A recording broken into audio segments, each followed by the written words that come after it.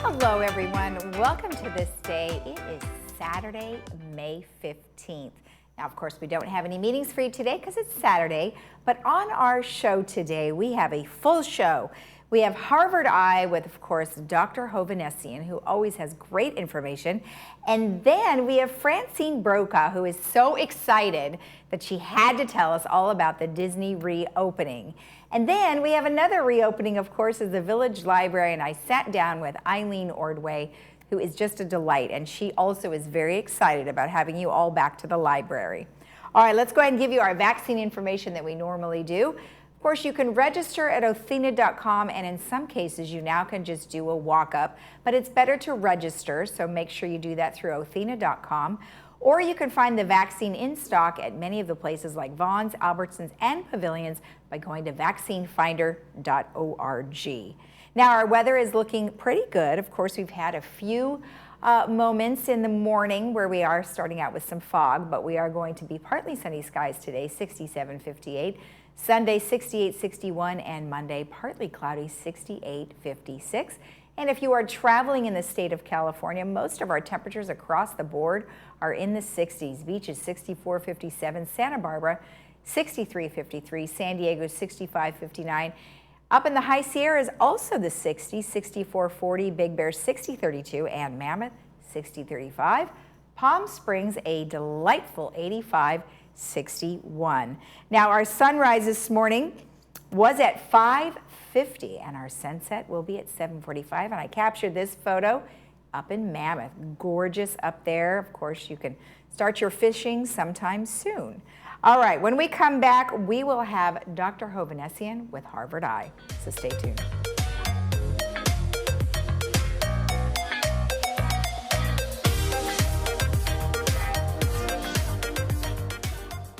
Parkinson's disease is a neurological movement disorder affecting an estimated 1 million Americans, including many under age 40.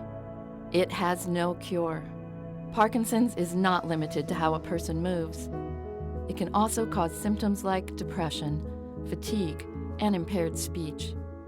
Today, there is a new diagnosis every 9 minutes, though Parkinson's can be present for years before being diagnosed.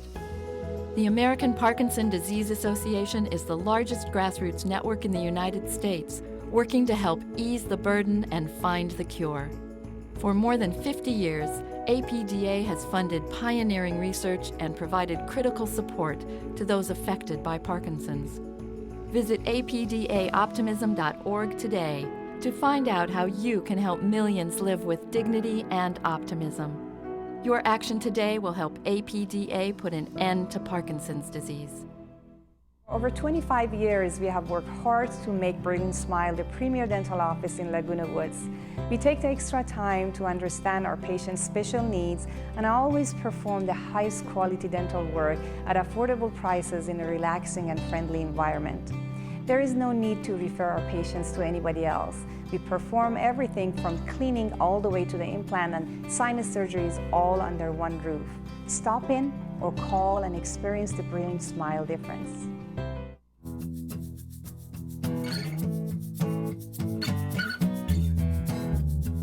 Welcome back. Well, today I have Dr. Hobanesian here with me from Harvard Eye. And nice to have you with us. Nice to see you again. Lisa, it's always great seeing you.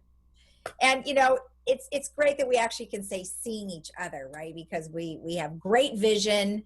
And, you know, I go to the eye doctor probably once a year. You know, I'm fortunate enough to have great vision. And the one thing I always wanted to know is, I always ask them, I say, you know, why do you make me put that thing over my eye? You know, couldn't I just close my eye? How come they make me do that? Well, it's to close the eye with an occluder or you know, the palm of your hand instead of just squinting. The problem is when you wink like this is your other eye closes a little bit, and you'll notice if you do it, there can be a little change in your vision. The eyelid comes down a little bit when you wink one eye, and that can cause a little astigmatism. It can change the way you see. So, oh, isn't that interesting? Well, I'm glad that you helped clarify that, because I never knew and I never asked. And so this kind of leads into what we're talking about is, you know, when you have to look at that eye chart, you know, there's that huge E. Would that be like the worst vision ever? Unfortunately, there are conditions in people who can't even see the big E on the eye chart. You know, we below that we ask people to count fingers, and we do it at different distances. We determine if they can see motion of a hand moving, or we'll just determine if they can perceive light out of the eye if it's worse than that. Oh, wow. And so, yeah, really, you know, you're essentially legally blind if you can only see the big E on the eye chart with an eye. But of course, with glasses, we try to correct that. We try to get everybody to 20/20. So at what point on that chart is 20/20, and is that perfect vision? Yeah, it's a great question. So 20/20 means that you are sort of like the average person. If the average male is 5'7.5", you know, you're 5'7.5". You're not taller, you're not shorter, you're in that range. So many people can see better than 20/20. Some people don't see as well as 20/20, even with a perfect healthy eye. It's just the way we're built. But 20/20 is a standard that for corrected vision works for most of the population. But 20/20 vision is considered high contrast vision. High contrast means that when you look at that eye chart, it's a dark black letters on a bright white background. And even in the example of the eye chart in the picture here, you know, there's some gray around it. And we notice, okay, well, wait a second. The world is really not, you know, stark whites and blacks, but it's many shades of gray. And so if we really want to get an idea of what's happening with vision, we have to look at different shades of gray. So we have a picture of an eye chart that is in shades of gray. It's what we call a low contrast chart. And we can have, you notice as you get further down the chart, the letters don't get smaller, they just get fainter. And the more faint letters are indeed hard to read. And toward the bottom, I challenge anybody to see, probably on this chart you can, but on some of these low contrast charts, it's very hard to see them. And so that's designed to see, you know, how well can your eye discriminate subtle shades of you know, darkness. So if somebody has better vision than 20/20, is that like a hereditary thing? It probably is. You know, it has to do with, you know, just how perfect the eye is in focusing. There are things we call higher order aberrations that all of our eyes have. When we make a telescope like the Mir, you know, telescope in space, we try to go beyond just focusing it. We try to eliminate all sources of imperfection in the picture. And so we eliminate those higher order aberrations. We also try to eliminate something called glare and scatter of light, which are pretty easy concepts for most of us to understand because we encounter them a lot in our daily life. Okay. All right. And then I just wanted to clarify that. So then when you look at this chart and you're going from dark to light, what's causing the light to change or the fade? Well, simply the way that it's printed, of course, is what makes the chart become more faint. But the way it challenges our eye is that our eyes are really designed in multiple ways. We have some of the cells, our cones are more discriminate color, and they have you know, fine detail. But our rods are more light sensitive, and that's why when you are trying to find a very faint star at night, you shouldn't look directly at it. You should look just to the side of it because you bring in more rods that are more light sensitive. Similarly here, we probably are using more of our rods to detect edges. Edge detection is an important part of image formation, and you know, complex edges that we see in our everyday life, our brain assembles into concepts like, you know, what is a car versus what is a tree versus something else. Because without thinking about it, we recognize those common objects. But we're also barraged by challenges to our vision. I mentioned glare, for example. And a perfect example there is if you're driving near dusk, and our sun is so bright here in Southern California, and you have a little bit of a dirty windshield, it's fine if the sun is behind you shining forward because you see the world well lit and clear. But if you're driving toward that sun, the sunlight coming toward your car hits the windshield, and all those dust particles and other imperfections on the windshield cause the light to scatter in 100 directions. And so what your eye sees is everything, you know, bathed in a bright light, and that is low contrast vision. It's why it's hard to see. How do you correct something like that? Well, clean your windshield. Well, that's an easy answer. Well, and so of course, what I'm getting at is it depends on what the cause is. And so you really have to go to the cause because the world's best eyeglasses don't help you see through a dirty windshield. Right. And the world's, best eyeglasses also don't help with conditions like cataract. The most common two conditions we see that cause scatter of light would be cataract and would be dryness of the eyes or an imbalanced tear film. Because when you don't have a glassy, smooth layer on the surface of the eye, it's not going to see well. When you have a cloudy lens inside the eye, that's cataract, the light rays coming in are treated just like the windshield that's dirty, and it causes them to scatter. And so people who have fairly advanced cataract can do fine under a lot of conditions, but when there's bright light shining toward them, they're disabled. It's hard to drive, it's hard to read, it's hard to do anything detail oriented. And there is no, glasses can't help that, right? A little bit. They will sometimes reduce a little bit the glare we experience, but generally it's a very limited benefit because they're not correcting the problem at its source. Okay. All right. Well, excellent. Well, that's good information for sure. And, of course, when they come to visit you, you check for all of these things. Yeah. Part of a good eye exam is to first ask questions about these things. We're big on understanding what's on our patient's mind and what they experience in the real world. Second is doing an exam. And sometimes we do a glare test where we put you looking toward an eye chart and shine a light toward you. And this is in a machine that we use, and it measures how much loss, how much below 20/20 you end up when there's glare. And that's a very useful indicator of problems like cataract. Oh, So I love a it. good exam takes that all into account. Perfect. Well, thank you so much for the information. I appreciate it. Interesting stuff, isn't it? All right. Thanks. And we'll see you again soon. We'll be right back after this.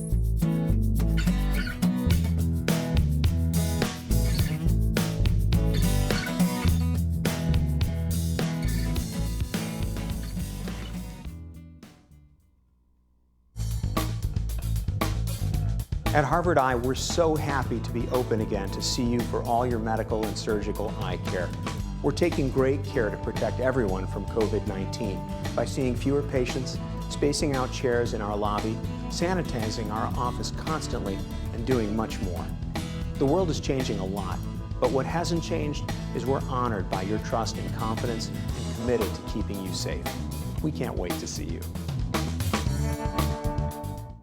Now there's a new way to buy a new Lexus. It's called Car Dash, only available at SouthCountyLexus.com. It's amazingly simple.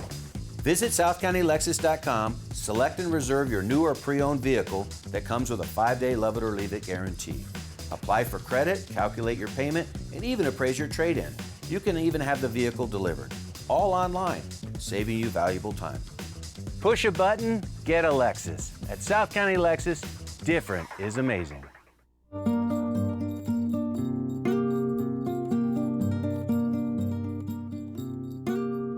Welcome back. Well, today I am joined by the Disney aficionado, Francine Brokaw, who always has the best information. Well, Francine, thank you for joining me. How are you? Thank you for having me today because this is so exciting. Disneyland is open. I know you guys, all you Disney people are so excited. I love it. And I have so many friends who can't wait to get back, and I'm sure you're right in there with them. Well, Yes. Reopened just recently, and there are some things that we should take into consideration before we go to sign up. Go ahead and tell me about that. Okay. Well, first of all, it is going to be limited, and parking is going to be every other slot. So, you're not going to be all jammed in, which is really good. Actually, that's a good thing. And there are 2 requirements. You need a mask, but there are 2 requirements to get in. You have to have a reservation and a ticket for the same park on the same day. So those 2 and a mask are required. And to get the tickets and reservation, you go to Disneyland.com, or if you have a Disneyland app on your smartphone, you can go there and register, get the reservation, and get your ticket, and you're all set to go. Now, are they doing any specials, or pretty much just the same prices as they had before? Well, it changes depending on it's a sliding scale right now. Oh, okay. And so you have to go on to the site, and it's all limited. So it's sliding, and it'll change throughout the summer. And there's new land coming. I think it's either next month or the month after, the Adventures Campus in Disney California Adventure. So that's going to be bringing a lot more people as well. So you really have to keep up with the Disneyland.com website for everything updated, because it changes. It could change daily. Well, I would imagine on the app too, if you're going. I remember installing that when I got there at that one time, and it was really helpful because it told you about some things that might be closed. Right. And there are some things closed.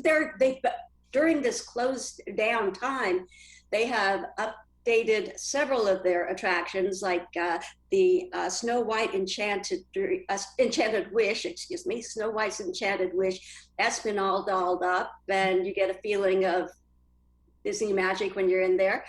They have completely revamped the King Arthur Carousel, which is basically the first thing you see when you walk through the castle. And so it's all medieval type of it just takes you back to Camelot. I love it. And they've added a few things to the outside of the Haunted Mansion, but for the most part, it's still the Disneyland that we all love. It's just changed just a little bit. Well, yeah, I mean, they have to obviously adapt to the times that we have today. But I think so many people are just happy to be there, regardless of the restrictions, regardless of closures. They're happy to be on the premise. Now, there has been a bit of I think it's like a revamping is the way that they're saying it. Tell me about the Cinderella Castle. Oh, well, that just got reawakened. And I was not one of the few lucky people that was invited to see the reawakening, which is really sad, but I watched it on video, and I swear, I do not laugh at me, but I had a tear running down my face when I saw the castle light up and come to life again. It signifies the magic is back. Well, so is it really, they just did it with lighting? You have to have the Disney magic. Yeah, it just came back to life. It's been dark, and then it came back to life, and hopefully people will be able to watch that on their computers, or if we get a chance, we can play it here. But it brought a tear to my eye because I thought of all the magic that happens there, and we're back. I love it. Now, you said that some things were closed. But they still have all the food courts and all of that still going on. They're doing food. You can order food on your smartphone or your device, and they have different sections designated to sit and eat. Yeah. But I mean, the first place I'm going when I get back there is Jolly Holiday. I love their tomato soup and grilled cheese sandwich combo.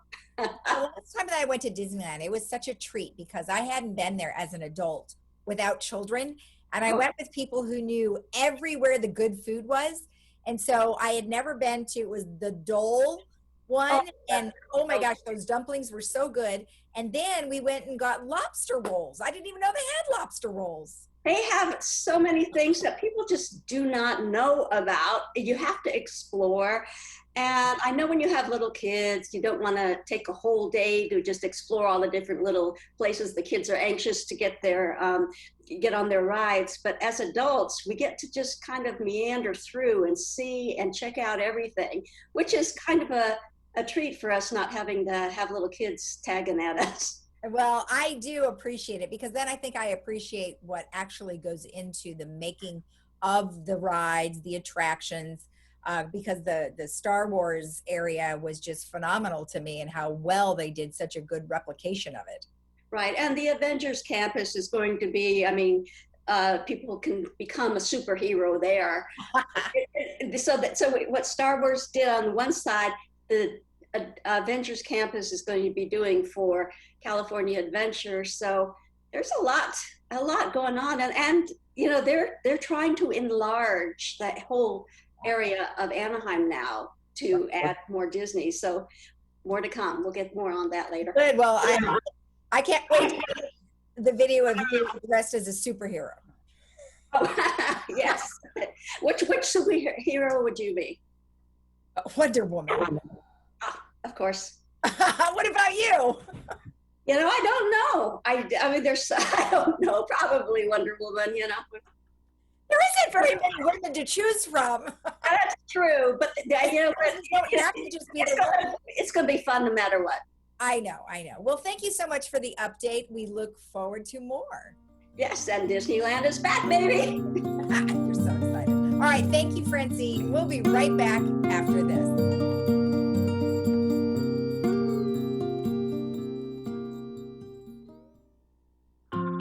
Remember when life was simpler?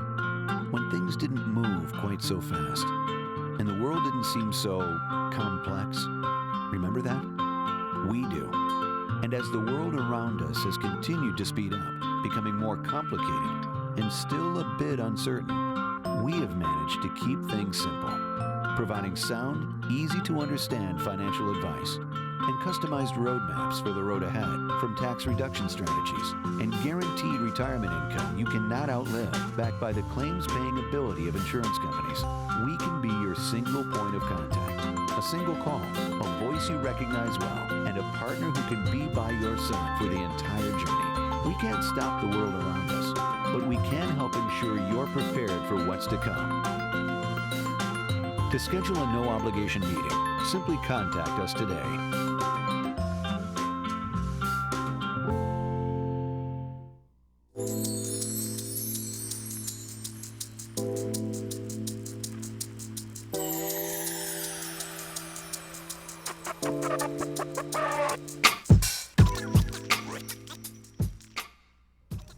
Well, it's a very exciting day today. The library is open, and as you can see in person, I have Eileen. Well, is this exciting or what? Yes, it is. Yes, it is. We've been, since we got the okay, we've been scrambling to get our 60 volunteers back up to speed, make sure everything's ready to go, put up our signs, and change our calendar. So yes, we're really excited. We're excited to see people today. But when I first heard that you were reopening, I thought, oh my gosh, Eileen must be so excited because, you know, we've been doing these interviews on Zoom for the whole year, and it's been great. You have such a great system that you had organized, and everyone was following it just great. Yes. So what does it mean to have it open? Well, we know there's a lot of people, they just like to browse the shelves and pick their own things, especially paperbacks and puzzles. We've been trying to fill up the outside patio, but we have well over thousands of paperbacks that have mostly been sitting on the shelves, and then the people that came in this morning that we recognize, and we haven't seen them in over a year, and they've been like, oh, we're so glad to be here. So it was really exciting. Yes. I think it's the socialization, you know. It's so nice to have everybody in one spot. Yes. I mean, just meeting you, because I had never met you before. Yes. I sat through Zoom, so it's really such a great feeling. Right. All week long we've been having our volunteers come in to practice, get back on the computer, and you know, like I said, we have 60, and only 20 have been working throughout this whole time. So seeing the other 40 in person, and everybody's like, oh, how have you been? And yeah, it's great. It's terrific. That is nice. So now let's talk about the hours, that it's a shortened time frame. Yes, because we're trying to still keep the social distancing. A lot of the work that the volunteers do, like checking items in, stocking the shelves, reshelving things, we're doing off hours. Okay. So because of that, we're doing just 11 to 3 on the weekdays, and then 11 to 1 on Saturday.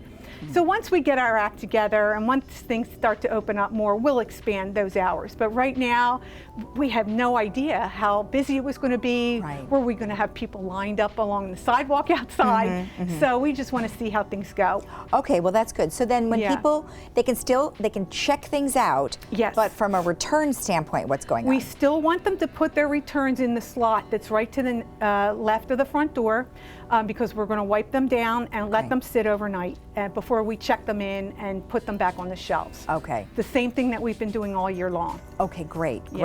Now, if I would imagine that over the last year, people have probably been going through their things, and they might have found DVDs, they might have found books. So are you receiving new things? Yes, we've still been getting, people have been donating things. Okay. A lot of the things we've been putting out on the patio, but we follow our same process. It's just been a little slower. Okay. So if they give us something that's a hardback book that's been published in the last 5 years and we don't have it already, we've been adding them to the catalog. Oh, okay, good, Yeah. good. And what happens if you already have something? Do you donate it somewhere else? Saddleback College comes and picks things up for us, okay. hardback books, because Okay. it's hard. We were trying to take things to Goodwill or Salvation Army, and we're getting too old. It's hard to carry things. Yeah. So I have somebody from Saddleback that comes like, maybe every 6 weeks and picks up a couple cartfuls. All right, well, gosh, how exciting. I know, I'm it so is. excited for you because I Yes. know how much you really love it here. Yes, And yes. love, obviously, seeing everybody. So Yes. thank you. Thank you. Thank you for coming by. You're welcome, and we'll touch base again. Absolutely. All right, Absolutely. thank you. Thanks. All right, back to you guys in the studio.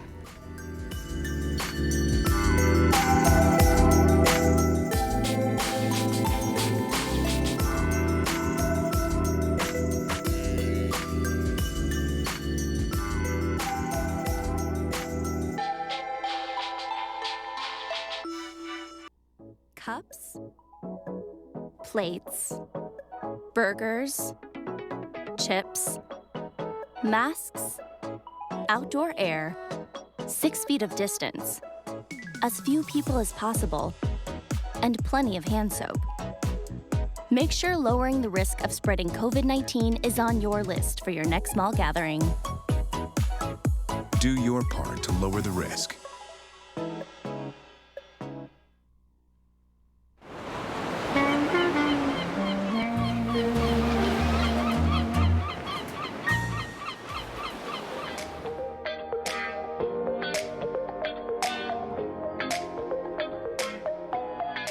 Our movie for today is one of my favorites, La La Land. Lots of fun music and exceptional dancing. And you can enjoy that today at 2 p.m. with subtitles and 6 p.m. without subtitles, and that is brought to you by Memorial Care. Also, just wanted to let you know that the Senior Summit will be replayed right here on Village Television, and you can see that on May 18th at 2 p.m. and May 27th at 1:30 p.m., or you can visit OCSeniorSummit.com, and they also are streaming it on Facebook and YouTube, so you can check that out. All right, let's take a look at our weather one last time before we head out to enjoy the rest of our fun-filled weekend. We are looking at temperatures mostly foggy in the morning, but cool temperatures, not super warm. Today we're looking at 67, 58, tomorrow 68, 61, and Monday 68, 56. And if you are traveling here in California, the majority of the areas are in the 60s, 64, 57 beaches, Santa Barbara and San Diego also in the 60s, and High Sierras, Big Bear, and Mammoth also in the 60s with overnights 32 to 40. Palm Springs 85, 61. Have a great rest of your weekend and enjoy your rest of your Saturday and Sunday. We'll see you back here on Monday at 9 a.m. Have a great day in the Village. Bye-bye.